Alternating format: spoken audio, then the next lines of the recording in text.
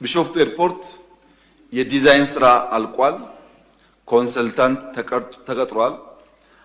ነገር ግን ከፋይናንስ ጋር የሚያያዝ ጉዳይ የሚያስነሳው አንዱ አርሶ አደሮች ለዚህ ልማት ስፍራቸውን ሲለቁ እነሱን የምናስተናግድበት መንገድ የራሱ የሆነ ችግር ነበረበት ከዚህ ቀደም። ያ እንዳያጋጥመን ፕሮጀክቱ ሳይጀመር ሙሉ በሙሉ አርሶ አደሮች ቦታቸውን ሲለቁ ኑሯቸው ሳይስተጓጎል አማራጭ ቤትና የኑሮ ዘዬ እንዲከተሉ ሰፊ ስራ ተሰርቷል። ሰፊ እጅግ የሚያኮራ ስራ ተሰርቷል። አርሶ አደሮች ደስተኛ ሆነው ኑሯቸው ተሻሽለው ከወጡ እዚያ ቦታ የምንሰራው ኤርፖርት ዘርፈ ብዙ ጠቀሜታዎች ያመጣል። ኢትዮጵያ እስካሁን ባለው ሁኔታ ለውጭ በረራ የምትጠቀመው የቦሌ ኢንተርናሽናል ኤርፖርት ነው።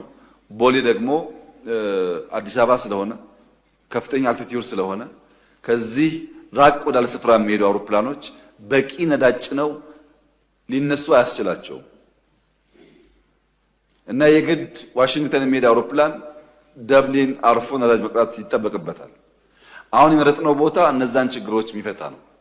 በቂ ነዳጅ ነው። በአንድ ጊዜ ረዘም ያለ ቦታ መጓዝ ይችላሉ። በመውረድና በመውጣት ያለውን ኮስት ያው መገመት ይቻላል። ከዚያ በተጨማሪ ከ100 ሚሊዮን ፓሴንጀር በላይ በአመት የሚያስተናግድ ስለሆነ በአፍሪካ የመጀመሪያው ትልቁ አየር መንገድ ብቻ ሳይሆን ትልቁ ኤርፖርትም ይሆናል ማለት ነው። ይሄ ኢትዮጵያ በቀጣይነት በአየር ትራንስፖርት ውስጥ ሀብ ሆነ አፍሪካ ውስጥ አፍሪካን ከተቀረው ኮንቲኔንት ለማገናኘት ያላትን መሻት ለማሳካት በእጅጉ የሚያግዝ ነው። ከለውጥ በኋላ በርካታ